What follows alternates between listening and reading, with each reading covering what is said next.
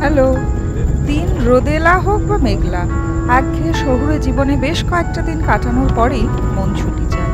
আর সেই মনের ডাকে সাড়া দিয়েই টুক করে ঘুরে এলাম টেম্পল টাউন বা মন্দির বহুল কালনা শহর থেকে। স্মৃতির ঝুলিতে ভরে ফেললাম 108 শিব মন্দির, লালজি বা প্রতাপেশ্বর মন্দির, জ্ঞানানন্দ মঠ আর পাতাল গঙ্গার মতো স্থান, যেই স্থানগুলিতে ভ্রমণ করলে প্রতিটি মুহূর্তে আপনার চোখের সামনে ভেসে উঠবে ইতিহাসের পাতার নানান রকম তথ্য।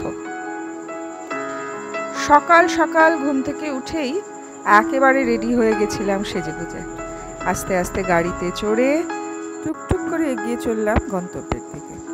রাস্তায় একটা জায়গায় সকালবেলা চা জলখাবার খাবার জন্য দাঁড়িয়ে তুলে নিলাম বেশ কয়েকটি ছবি। মনে ঘুরতে যাওয়ার আনন্দ, সঙ্গে সঙ্গে গরম গরম চা। দারুণ হাসি ঠাট্টা আনন্দ দিয়ে শুরু হলো আমাদের সকালবেলাটা। এই ছিল আমাদের পুরো টিম। আমার বান্ধবী শম্পার গ্রুপ ট্রাভেল ম্যানিয়ার সঙ্গে আমরা ট্রাভেল করেছিলাম সেদিন। আমাদের প্রথম দ্রষ্টব্য সেদিন ছিল কালনার 108 শিব মন্দির। এটি একটি আর্কিটেকচারাল ওয়ান্ডার। মন্দিরের ভেতরে একটি শিবলিঙ্গ সাদা এবং তারপরে কালো, এইভাবে বাইরের যে বলয়টি, ছোট ছোট মন্দিরের যে বলয়টি সেটি সম্পূর্ণ, এবং তারপরের বলয়টি, ভেতরের বলয়টিতে সব কটি মূর্তি হলো সাদা পাথরের। মন্দিরটির রক্ষণাবেক্ষণের অভাব খানিকটা বোধ হলেও মন্দির চত্বরের সবুজ নিশ্চিত মন কেড়েছে। এরপরে আমরা গেছিলাম এই মন্দির থেকেই অনতি দূরে প্রতাপেশ্বরের মন্দিরে। ভীষণ সুন্দর, পুরো মন্দিরটি পোড়া মাটির কাজে তৈরি, এবং এত সুন্দরভাবে এই মন্দিরের চারপাশও মেনটেন যে মন্দিরের রক্ষণাবেক্ষণে খানিকটা গলতি থাকলেও ওভারঅল খুবই দৃষ্টিনন্দন লেগেছে পুরো জিনিসটি। এখানে একটি রাস মন্দির রয়েছে, এবং বারবার এই রাস মন্দিরটির দিকে তাকিয়ে মনে হচ্ছিল যে অর্থ, বিত্ত বা প্রভাব কোনোটাই সময়ের আঁচড় থেকে কাউকেই বাঁচাতে পারে না। এককালে নিশ্চয়ই এই মন্দির ভক্ত, রাজা, প্রজা, রানীমা আরও বিভিন্ন লোকের জনসমাগমে গমগম করত।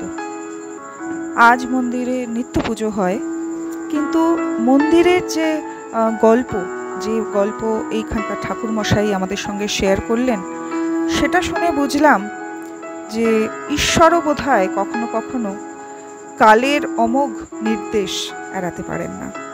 মন্দিরটি সম্পূর্ণটাই টেরাকোটা দিয়ে অদ্ভুত রকম সুসজ্জিত। রক্ষণাবেক্ষণ করলে এর সৌন্দর্য বহুগুণে বেড়ে যেত। এটি হলো এখানকার দেবের দোলা, যে দোলায় করে উনি প্রতি রাস পূর্ণিমায় ওই রাস মন্দিরে যান। আমাদের সদস্যরা খুব মনোযোগ দিয়ে ঠাকুরমশাইয়ের অদ্ভুত গল্প বলায় মজে গিয়েছিলাম। মন্দিরটির চারপাশের যে কারুকার্য, সেগুলো দেখলে এককালে মন্দিরটি যে রূপসী ছিল সে সম্পর্কে আপনার কোনো সন্দেহই থাকবে না। অত্যন্ত রিচ টেরাকোটা শিল্পে মন্দিরটির বয়স হলেও মন্দিরটি কিন্তু এখনও অনন্য।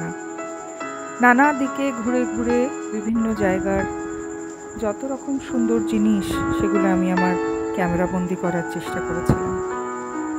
এগুলো স্মৃতির মণিকোঠায় থেকে যাবে এই ভেবেই এগুলোকে ক্যামেরাবন্দি করা। এরপরে আমরা চলে গেছিলাম জ্ঞানানন্দ মঠ, যেখানে শোনা যায় নেতাজি সুভাষচন্দ্র বসু, স্বামী বিবেকানন্দর ভাই শ্রী ভূপেন্দ্রনাথ দত্ত, এরা নানান সময় বিপ্লব রিলেটেড নানা রকম গোপন সভা করতেন। এখানে নেতাজির ব্যবহৃত টেবিল, নেতাজির ব্যবহৃত চেয়ার, নেতাজির ব্যবহৃত চৌকি সব কিছুই আমরা দেখতে পেয়েছি। স্থান রিলেটেড পেপার কাটিংও আমরা দেওয়ালের মধ্যে দেখতে পেলাম, যেটাতে স্থান মাহাত্ম্য সম্পর্কে কিছু লেখা রয়েছে। এরপরে আমরা গেছিলাম ভগবান দাসজির পদধূলি ধন্য এমন এক জায়গায়, যেখানে উনি ওনার তপস্যার বলে গঙ্গা দেবীকে ওনার আশ্রমের মধ্যে নিয়ে এসেছিলেন। এই হলো পাতাল গঙ্গা।